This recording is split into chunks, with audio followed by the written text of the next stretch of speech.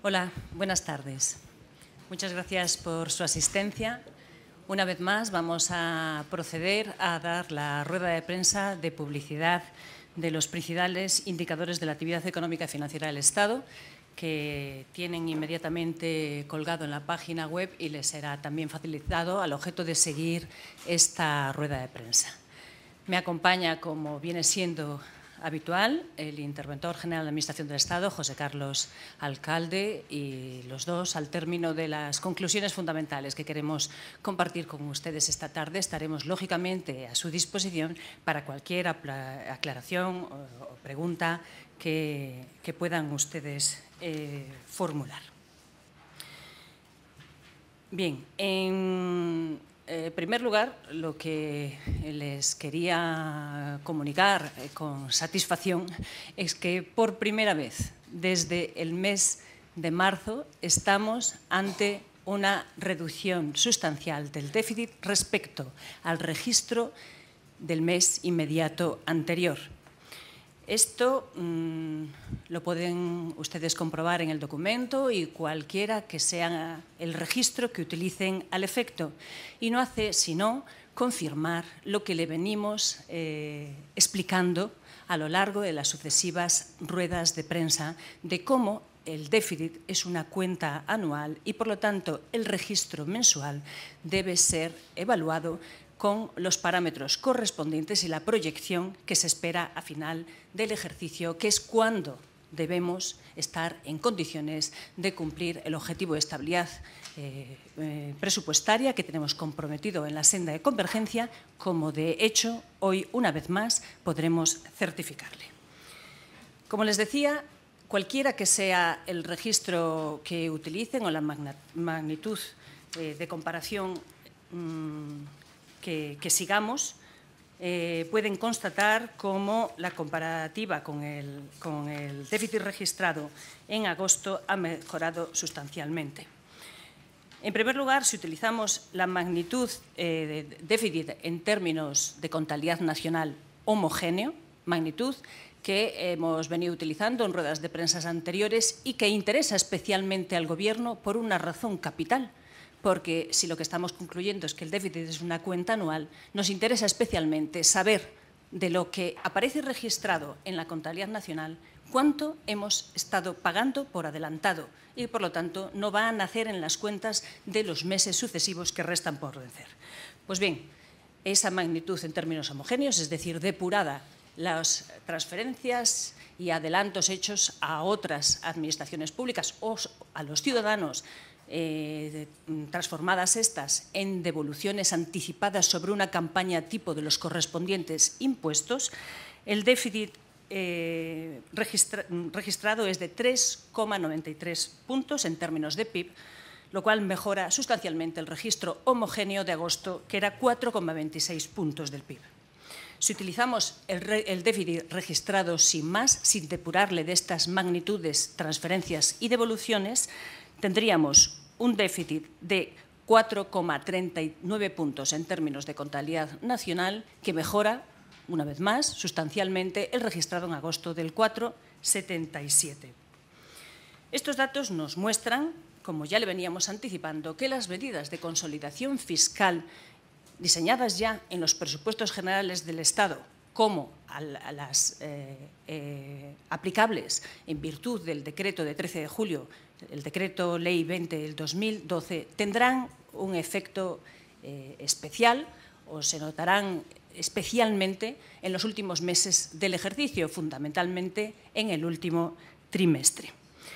El déficit del Estado, por tanto, se comporta conforme a las previsiones del Gobierno y nos demuestra que estamos en la senda correcta, nos demuestra que estamos en la senda de convergencia, nos demuestra que estamos en línea de cumplir nuestro objetivo de estabilidad presupuestaria a fin de ejercicio. En definitiva, una vez más, estoy en condiciones de garantizar que el déficit del Estado está bajo control. ¿Y esto por qué lo digo y cómo puedo justificarlo? ¿Por qué decimos contundentemente que el déficit del Estado está bajo control? Pues, en primer lugar, porque les estoy adelantando que esperamos una mejor evolución de aquí a fin de ejercicio De otra manera, creo que no tendría ninguna posibilidad que el déficit de septiembre estuviera mejorando el déficit de agosto, si como hasta ahora hemos venido adelantando en grandes titulares que el Estado consuma en mitad de ejercicio todo su objetivo del año. Bueno, pues esto no era así y hoy constatamos que no es así. En el último trimestre se van a producir fundamentalmente las medidas de consolidación de ingresos. El gasto, evidentemente, lleva una trayectoria mucho más regular porque, en definitiva, el ajuste que implicó el presupuesto del 2012 está funcionando desde que este presupuesto entró en vigor y, desde luego, también mucho antes, por virtud del acuerdo de no disponibilidad que, como ustedes recordarán, nos permitió arrancar este ejercicio y prorrogar los presupuestos del 2011 con un acuerdo de no disponibilidad. Por lo tanto, austeridad y control del gasto desde el primer día.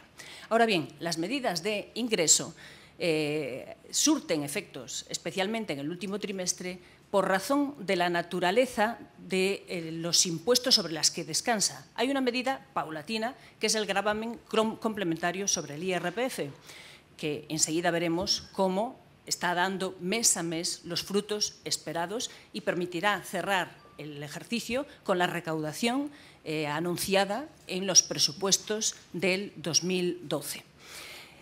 Sin embargo, ha habido otras dos figuras impositivas que todavía restan por producir sus efectos principales. La primera de ellas es el impuesto sobre sociedades y los correspondientes pagos anticipados. Recordarán ustedes que el primer pago anticipado, que se produjo en abril, ya supuso una recaudación del impuesto sobre sociedades del 22% más. Pues bien, nos quedan por vencer los dos últimos pagos fraccionados, los correspondientes a octubre y a diciembre del 2012, que comportarán la recaudación correspondiente respectivamente a los 9 primeros meses del año y a los 11 meses del año en respecto al que se produzca en diciembre. Y esperamos un buen comportamiento de estos pagos fraccionados, lógicamente, en primer lugar, porque incorporan más meses de ejercicio social o ejercicio correspondiente a las sociedades. En segundo lugar, porque las bases imponibles han sido ampliadas como consecuencia de las medidas normativas adoptadas por el Gobierno. Pero además, les decía que cuando distinguimos entre magnitud registrada y déficit homogéneo, estamos también poniendo de manifiesto que hay un adelanto de muchas cosas, es decir, cifras que han sido pagadas ya y que todavía no han sido naturalmente devengadas. Nos referimos a los adelantos de transferencias a la Seguridad Social, a las comunidades autónomas, a las corporaciones locales y a la Unión Europea, que siguen produciendo su efecto, y nos referimos también al adelanto de las devoluciones respecto a una campaña tipo en todos los impuestos. Pero además del ajuste de gasto que comportaba el presupuesto del 2012, ha habido dos medidas discrecionales que decidió el Gobierno y que completan los presupuestos del 2012. Son el acuerdo de no disponibilidad de julio por importe de 600 millones de euros, que por lo tanto no se van a gastar, y es la paga extraordinaria de diciembre, que tampoco se va a gastar. Por lo tanto, cuando veamos cómo evolucionan los diferentes capítulos de gasto, la magnitud de ejecución del capítulo primero no tendrá que compararse con el 100% de lo consignado en los presupuestos, sino que hay una parte muy importante que ya no se va a gastar. Por lo tanto, creo que todos estos argumentos validan que estamos en la senda correcta, así lo muestran una vez más los datos, y que el déficit del Estado está bajo control. Les decía además que estas consideraciones las podemos apreciar sea cual sea la magnitud que utilicemos. Y así se constata también en el déficit de caja. En la página 4 ven ustedes que en términos de caja el déficit se ha situado en 34.653 millones, un 3,3% del PIB, que mejora el registro del mes pasado, que era del 3,73% del PIB. Veamos ahora separadamente los ingresos y gastos que nos determinan esta cuantificación del déficit. Si pasamos a la página 9, vemos cómo los ingresos no financieros totales de los 9 primeros meses del año han ascendido a 156.377 millones de euros, que son un 21,7% más que lo obtenido en el ejercicio inmediato anterior. Esta evolución ya la he explicado en ruedas de prensa anteriores y está distorsionada por el sistema de financiación de las comunidades autónomas y la liquidación que se efectuó en el mes de julio. El sistema de financiación de las comunidades autónomas supuso una liquidación para ellas y una contrapartida en forma de fondo de suficiencia y liquidación de los anticipos de los fondos de convergencia que supusieron ingresos no financieros para el Estado. Por lo tanto, distorsión debido al sistema de financiación. Ahora bien, la recaudación depurada del sistema de financiación también está creciendo. Está creciendo un 14% respecto a septiembre del 2011. Y este buen comportamiento se debe, en primer lugar, al enjuague de un exceso de devoluciones ejecutada muy aceleradamente durante la primera parte del año. En segundo lugar, por el efecto de los ingresos y retenciones correspondientes a la deuda pública y, en tercer lugar, por las magnitudes tributarias, entre las que destaca el efecto anticipación IVA y el muy buen comportamiento del IVA importaciones. Nos vamos a detener en los ingresos impositivos porque son los más significativos desde un punto de vista recaudatorio y, por lo tanto, creo que es lo que nos debe entretener esta tarde. Lo que vamos de año ascienden a 116.356 millones de euros. Esto supone un descenso del 2% respecto al ejercicio anterior, pero tenemos que tener en cuenta, uno, el punto de partida y la previsión que teníamos en el presupuesto, reconociendo ya un descenso de recaudación tributaria que es consistente con el ciclo económico que estamos viviendo, y, en segundo lugar, la magnitud registrada en el mes inmediato anterior, donde los ingresos impositivos totales estaban cayendo un 4,6%. Por lo tanto, en un solo mes estamos mejorando 2,6 puntos.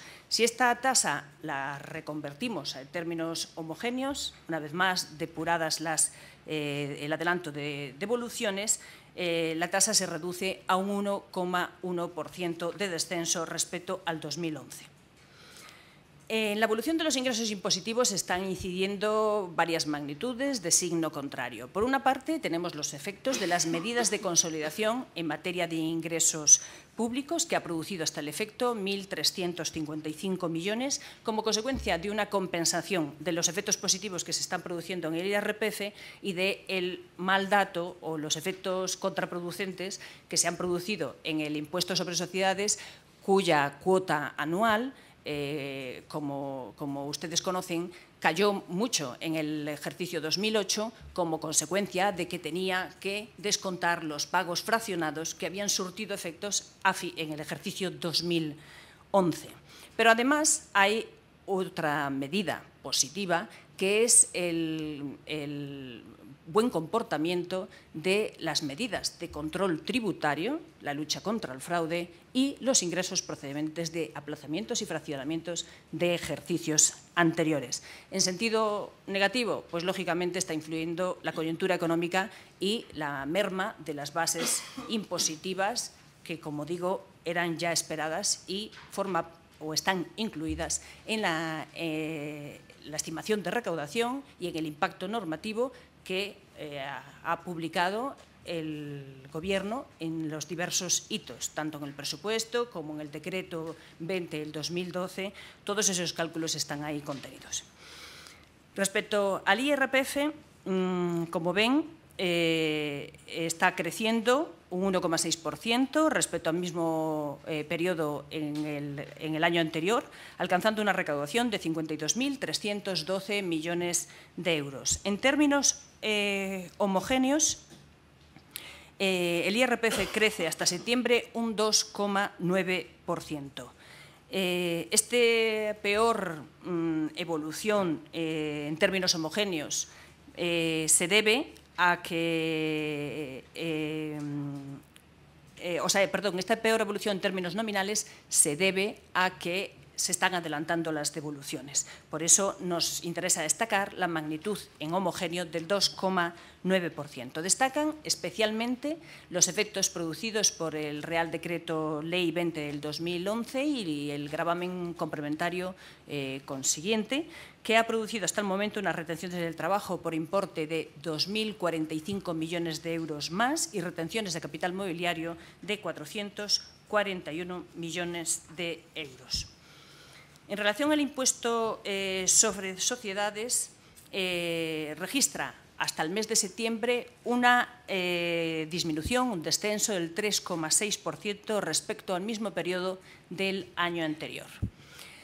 En este momento, como ya les expliqué en agosto, la caída de la cuota anual y, por lo tanto, el efecto normativo está incidiendo negativamente en el impuesto sobre sociedades. Ahora bien, en los 3 meses siguientes esperamos que el comportamiento de los pagos fraccionados nos lleven a cerrar el ejercicio en la previsión anunciada del presupuesto, que es un incremento de la recaudación de sociedades de en torno al 17%. Y si lo depuramos ya en este mismo momento, sin centrarnos en la previsión de fin de ejercicio, y nos centramos en la magnitud homogénea, es decir, depurada el adelante de evoluciones, el impuesto sobre sociedades está creciendo a un ritmo del 4,1%. En relación al IVA, la recaudación de IVA en septiembre se ha alcanzado 36.115 millones de euros, lo que representa una disminución del 5,3% respecto al mismo periodo del ejercicio anterior.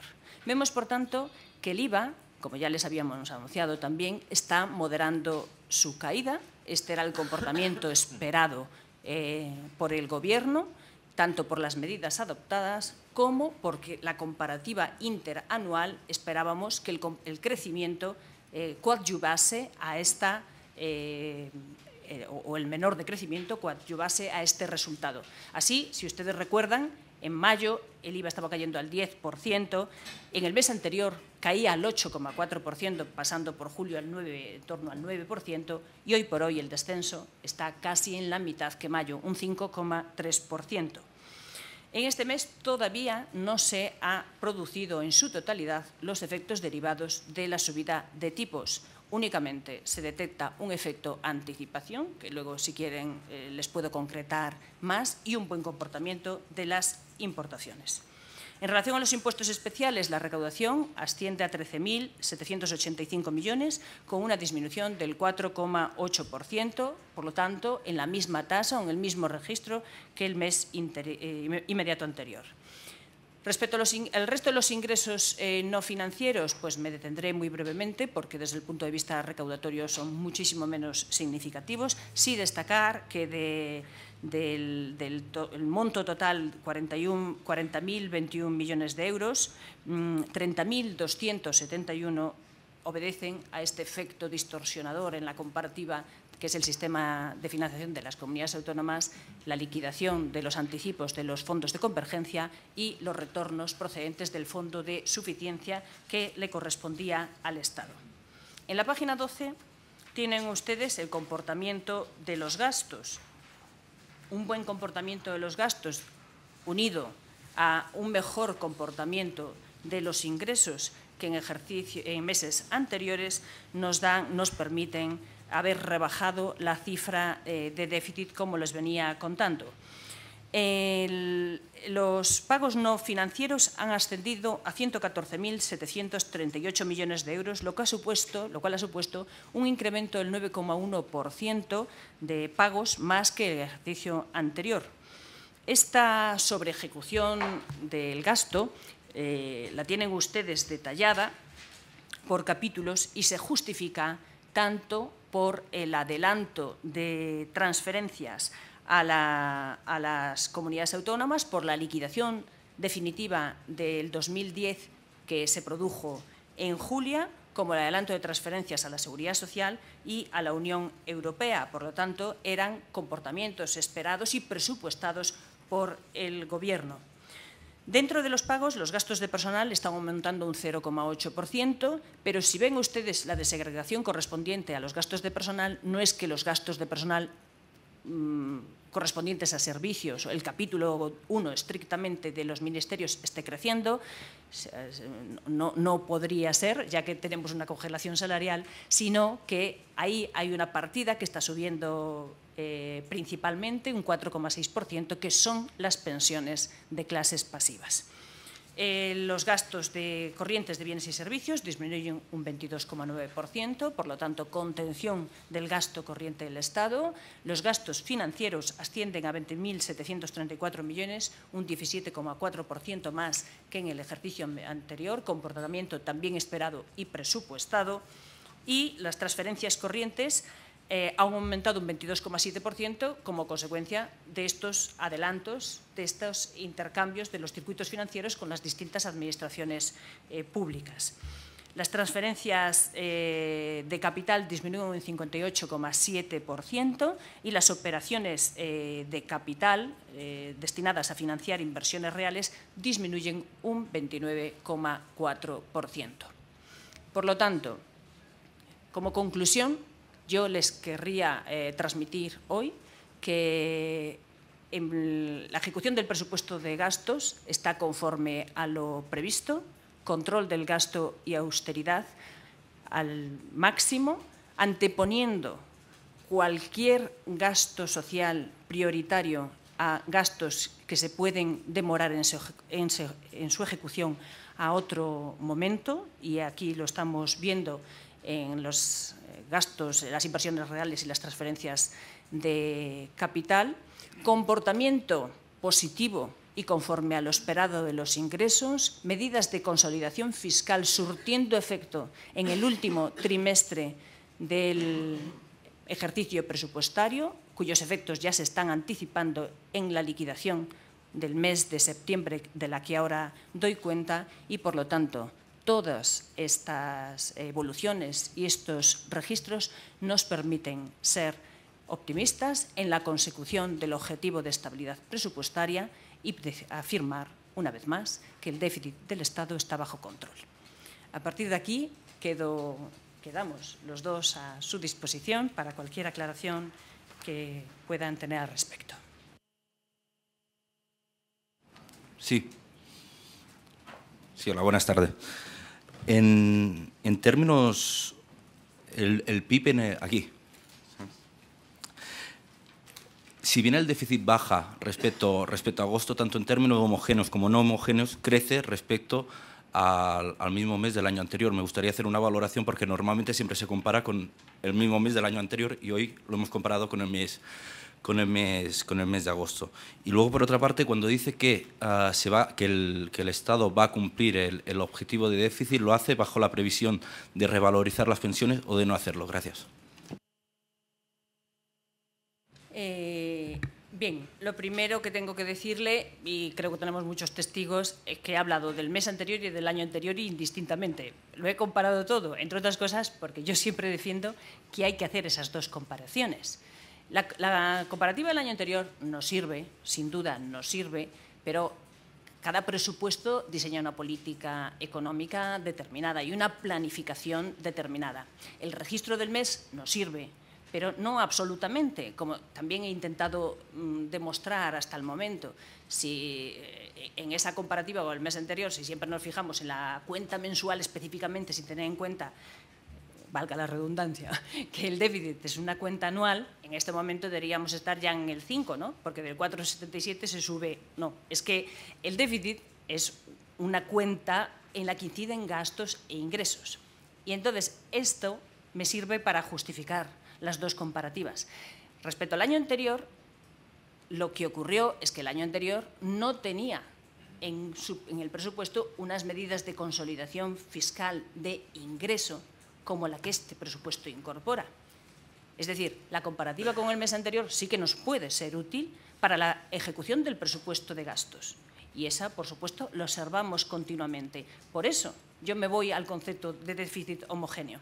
Si solo me quedara comparando lo que estamos gastando ahora, presupuesto de gastos, con lo que gastamos el año anterior, ya lo he dicho, estamos gastando un 9% más. Por lo tanto, me tendría que sentir preocupadísima. Claro, pero si a eso añado que dentro de ese 9% hay 5.000 y pico millones adelantados a otras administraciones y a particulares, empresas y ciudadanos vía adelanto de devoluciones sobre su devengo natural, entonces empiezo a sentirme tranquila. Si a eso le añado la cuenta de las medidas de consolidación fiscal que me restan por vencer, pues me quedo todavía más tranquila y, por lo tanto, creo que estoy en condiciones de afirmar que sí, el déficit se va a cumplir. ¿Sí? Ah, sí, me decía si este cuento, si este... Cuando dice que se va a cumplir, ¿lo hace con la previsión de que se van a revalorizar la pensión o no? La revalorización de las pensiones, como ya lo he dicho muchas veces, está prevista en cualquier presupuesto, entre otras cosas, porque son créditos ampliables. Por otra parte, también les he dicho que la prioridad de este Gobierno es atender antes las necesidades sociales, y creo que lo estamos demostrando, anticipando las transferencias correspondientes al Servicio Público de Empleo y a la Seguridad Social. Por otra parte, aquí estamos hablando del presupuesto del Estado, no del presupuesto de la Administración General del Estado, que implica Seguridad Social y Estado. Pero también les estoy demostrando que estamos haciendo hueco para que el déficit conjunto de la Administración General del Estado sea el comprometido, el 4,5%. Sí. Quería saber si nos puede explicar cómo funciona más en términos generales ese proceso de adelantar los pagos a las comunidades. Es decir, precisamente si estamos adelantando pagos de noviembre o diciembre a meses anteriores, o también estamos adelantando pagos del año que viene. Entonces, los adelantos son siempre dentro del mismo año. Dentro del ejercicio. Vale. Es decir, el adelanto a una comunidad autónoma ha de cancelarse necesariamente en diciembre con cargo al sistema de financiación de las comunidades autónomas, es decir, lo que le reste por vencer. Sí. Y también quería saber, esto es un poco más allá, si su ministerio estaría a favor de un rescate de las autopistas, tal y como ha dicho la Expansión hoy. Bueno, Expansión yo creo que adelanta un embrión que todavía está estudiando Fomento. La secuencia natural es que primero lo estudian las sectoriales y luego, cuando está elaborado, llega al Ministerio de Hacienda. El Ministerio de Hacienda, cuando tengamos alguna propuesta, nos pronunciaremos al respecto. Aquí, buenas tardes. Sí, perdón. Dos preguntas. Quería saber entonces a qué altura del año ustedes van a presentar una única cifra de déficit. ¿Cuándo van a dejar de presentar una en términos homogéneos y una en términos de contabilidad general y van a presentar una única? Si va a ser en noviembre, en diciembre, es que, en fin, a qué altura del año. Y luego también quería saber si la reducción del déficit en términos mensuales que ha habido en septiembre, ¿en qué medida es fruto de la subida del IVA? Gracias. Bueno, su pregunta ya tiene una respuesta hoy mismo, porque le he dado las dos magnitudes, en homogéneo y en registrado. La de homogéneo a mí me sirve. Yo no sé si usted le dice nada, pero para mí 5.000 y pico millones adelantados a otros en mi contabilidad sí que son importantes. Ahora, si para usted no lo son, pues entonces lógicamente se queda con la cifra del 4,39 en vez de la del 3,93. Ningún inconveniente. Es un esfuerzo de explicación. En el documento que usted tiene aparece el 4,39, ¿no? Respecto a la segunda pregunta, a la del IVA, pues sí, bueno, ya les he invitado yo a que yo misma en las preguntas podría matizar de lo que estábamos hablando, el efecto anticipación del IVA y tal. Bueno, lo primero que tenemos que tener en cuenta es que cuando les digo que las medidas de consolidación fiscal van vinculadas a un periodo determinado, es porque los impuestos tienen sus devengos correspondientes. Entonces, en el mes de septiembre, el IVA caja ha crecido un 11,9%. Ahora bien, en septiembre no todo el mundo ingresa IVA. En septiembre únicamente se están ingresando julio y agosto correspondiente a grandes empresas e IVA importaciones, que va del 20 de agosto al 20 de septiembre. El IVA de importaciones está recaudando 80 millones más. Y grandes empresas, julio y agosto, está anticipando un efecto de ventas. El resto está pendiente de ingresarse el 20 de octubre, que es cuando se ingresa la recaudación del mes de septiembre. Por lo tanto, sí existe un efecto anticipación de ventas, tanto en las grandes empresas como en el IVA importaciones. Un efecto, por otra parte, nada desconocido ni anómalo. Un efecto similar lo vivimos en el año 2010, con una peculiaridad. La anticipación en aquel momento era una anticipación pues muy diferida en el tiempo, porque hablábamos de 8 meses de anticipación. La subida del IVA fue una medida aprobada presentada con la presentación de los presupuestos generales del momento y se produjo el 1 de julio. En este momento, la subida de tipos se acordó el 13 de julio con Real Decreto 20 del 2012 y, por lo tanto, el efecto anticipación es un efecto de una acomodación más rápida, es decir, ha sido mucho más brusco que lo que se produjo en aquel momento. Por lo tanto, desde el punto de vista económico, se ha producido lo normal, un efecto anticipación que se registra positivamente en las cuentas del déficit, Caja y Contabilidad Nacional, una mejor recaudación del IVA del 11,9% y creo que con esto he contestado a su pregunta. Sí. Sí, buenas tardes. Un par de cuestiones. En cuanto al IVA, la recaudación del IVA, quería preguntarle si no le preocupa el dato de la caída de ventas minoristas en el mes de septiembre, si no cree que datos como este, si se prorrogan a lo largo del cuarto trimestre, puede acabar aguando la previsión de mayor recaudación por IVA hecha por el Gobierno para esta última parte y pueda llegar a neutralizar ese efecto de anticipación del que hoy nos habla. Eso sobre el IVA, si le preocupa. Y luego no me queda claro si en su afirmación de cumplimiento de déficit del Estado está prevista la revalorización de las pensiones. Ya sé que es un crédito ampliable, pero lo que no sé es si está previsto que si se pagan esos 3.000 millones de más, que según el Banco de España costaría la revalorización, habría que hacer un acuerdo de no disponibilidad equivalente en otras partidas para poder encajarlo, ¿no? O si ya está previsto. ¿Hasta qué punto está prevista esa partida? Gracias. Empezando por la primera, la caída de ventas minoristas. Bueno, creo que he intentado explicarlo en la anterior respuesta, aunque por supuesto incidiré más en este aspecto. Vamos a ver, cuando hablamos del efecto normativo, un efecto normativo que aparece pues, especificado cuando se presentan los presupuestos generales del Estado y se presenta el libro amarillo, hay una estimación de recaudación. Cuando presentamos el decreto 20 del 2012, de 13 de julio, hay una estimación de recaudación. En concreto, la correspondiente al IVA eran 2.300 millones. Esa estimación de recaudación es una estimación de recaudación de verdad.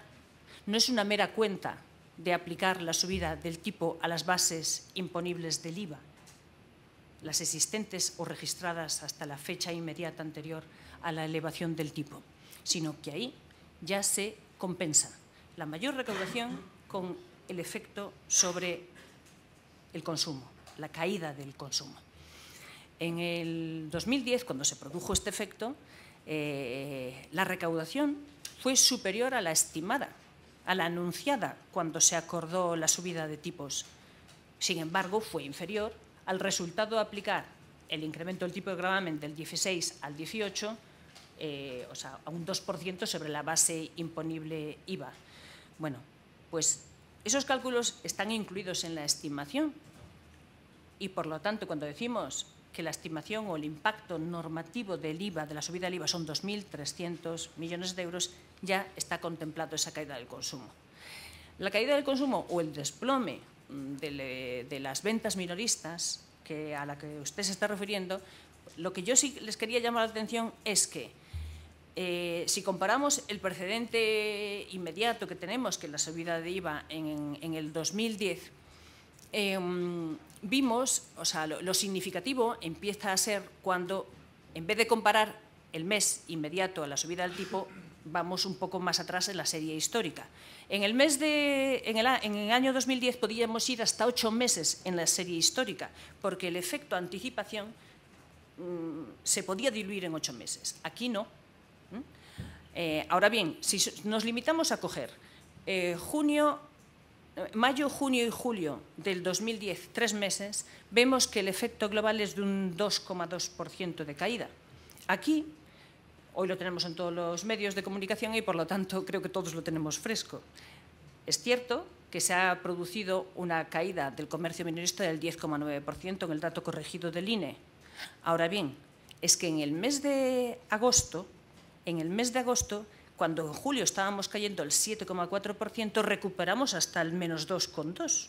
5 puntos en un solo mes que de repente ahora se ajustan por el efecto anticipación. Por lo tanto, teniendo en cuenta las peculiaridades económicas de cada momento y la serie que deberíamos analizar de modo completo, lo que sí le puedo decir es que el efecto minoración del consumo está previsto en la estimación de la recaudación que acompaña a la subida del IVA, al decreto 20 del 2012. Respecto a la revalorización de las pensiones, bueno, es que en el presupuesto del Estado no hay que hacer un acuerdo de no disponibilidad, porque el presupuesto del Estado que hoy presentamos es Administración General del Estado, los presupuestos correspondientes a la Administración General del Estado. Hay otro presupuesto, el de la Seguridad Social, que se presenta juntamente con el del Estado y el de los organismos consolidados, y todos ellos conforman los presupuestos generales del Estado. Hoy estamos hablando de la ejecución del Estado y, por lo tanto, nunca cabría hacer un acuerdo de no disponibilidad en el Estado para la Seguridad Social. Ahora bien, sí que les digo que, como yo sí que llevo en la cabeza los dineros adelantados, esos que conforman la cifra homogénea, que puede o no ser significativo para ustedes, pero en mi cuenta sí que lo es, 5.000 millones adelantados, más todo el abanico de medidas de ingresos que están pendientes de surtir efecto. Uno de ellos serían los 2.300 millones del IVA, pero además el comportamiento correspondiente a los pagos fraccionados. El Estado, Administración General del Estado, está haciendo hueco para enjugar cualquier posible desviación de la seguridad social. Sí, buenas tardes. Como en la anterior rueda de prensa de ejecución presupuestaria avanzó los datos de recaudación de septiembre, porque eran muy buenos, me gustaría saber si los datos de recaudación del IVA del 20 de agosto, cómo van, si también reflejan ese efecto de anticipación o no. Y por otro lado, veo en el cuadro de gastos que crecen las transferencias corrientes a las comunidades autónomas en 850 millones. Me gustaría saber a qué corresponden ese aumento en septiembre. ¿Las transferencias sabes tú? Bueno, vamos a ver. Supongo que se referirá a los datos de 20 de octubre, ¿verdad? Bueno, pues no los tengo, pero ahí no habrá tanto efecto anticipación, sino como registro real. Una parte sí será anticipación, porque en las pymes estaremos liquidando 3 meses, es verdad, y otra ya reflejará el impacto de la medida tributaria. Hablamos ya de grandes empresas o IVA importaciones. Los datos adelantados que yo conozco se comportan bien, como esperamos, pero la cifra total no la tengo porque todavía quedaban por registrar algunas cintas correspondientes a la quincena y no sería prudente que yo se lo diera. El comportamiento general sí que es bueno. ¿Y el adelanto de transferencias? Aquí sí, pero es que has dicho decrecen. No, crecen en 850 millones las transferencias corrientes. Con el resto del sistema de financiación, página 12. Sí. Sí. Mes de septiembre. Sí, esto no es la liquidación, tiene que ser el funcionamiento del sistema de los anticipos a cuenta. Sí. que se realizan en las comunidades autónomas ya de acuerdo con el sistema vigente, porque la liquidación del sistema se ha producido en julio. Exactamente. Sí. Sí, entregas a cuenta. Que naturalmente han de cancelarse todos en diciembre. Sí, sí, perdón. Hola, buenas tardes. El déficit en términos no homogéneos está en el 4,39%, en todo caso por debajo del objetivo para todo el año, y usted insiste en que es en los últimos meses cuando se concentra el impacto de las reformas. Entonces, con esto pudiera parecer que realmente el déficit a final de año del Estado va a estar incluso por debajo del objetivo de déficit. Me gustaría que nos aclarase si esto puede ser o no puede ser así, y si cree que van a cumplir exactamente en el 4,5 o si son un poquito más optimistas. Y por otro lado, si nos puede adelantar algo de cómo van las comunidades autónomas, si siguen por el buen camino o si nos van a dar algún susto. Bien, efectivamente, el déficit conjunto para la Administración central, es decir, para el Estado, Administración General más Seguridad Social, es un 4,5%. El déficit conjunto. ¿Que el Estado se va a quedar por debajo del 4? Se va a quedar por debajo del 4. Pero además haremos hueco para posibles desviaciones si existen. Si no existen, estupendo. Estaremos encantados de registrar por debajo del objetivo.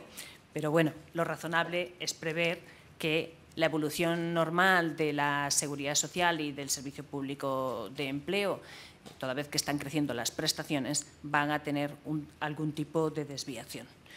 Sin ir más lejos, ustedes pueden ver cuál es el comportamiento de clases pasivas que sí está incluido en esta cuenta, y están creciendo las prestaciones por jubilación. Decisiones que son discrecionales, responden a los individuos y a elecciones de los individuos. ¿Que este año están habiendo más jubilaciones que en años anteriores? Sí. Dentro de los límites que permite la normativa vigente, pues la gente elige.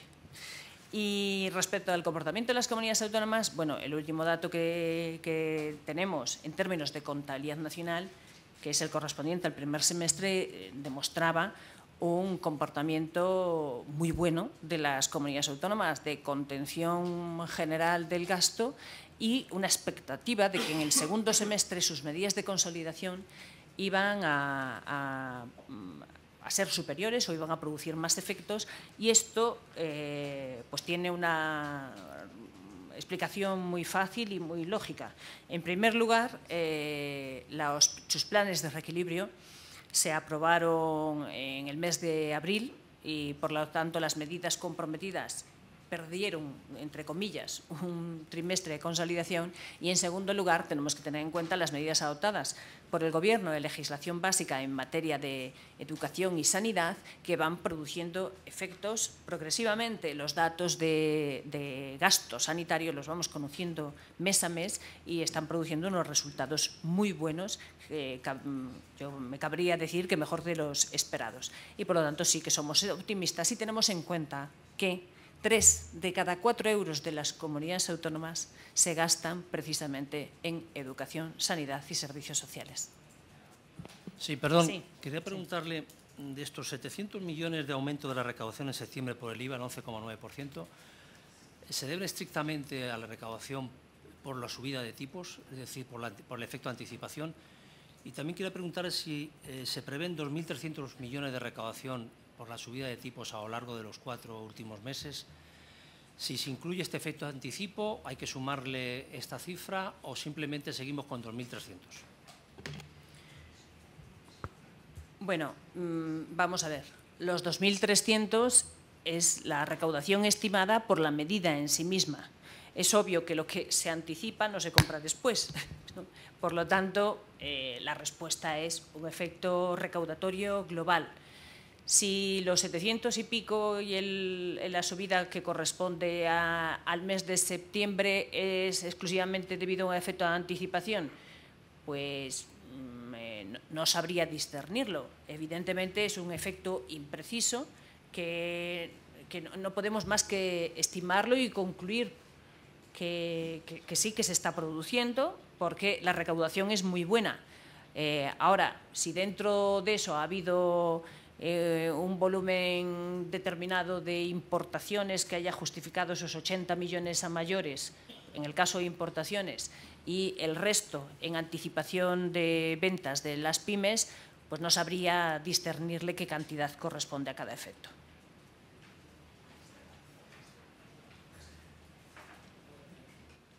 Una pregunta.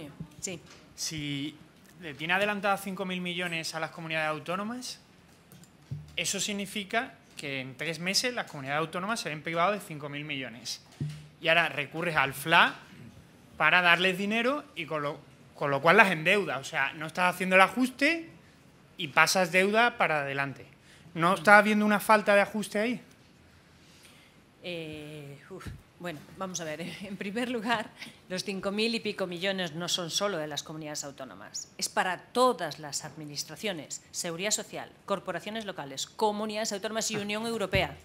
La Unión Europea demanda una anticipación de las cuotas que tiene que pagar España como Estado miembro y, bueno, si ustedes me preguntan, pues solamente puedo responderle que es que su reglamento se lo permite, so pena de devengar intereses de demora y, por lo tanto, pues tenemos que transferirlo. Ya está. Esto es normativa comunitaria y para nosotros de obligado cumplimiento.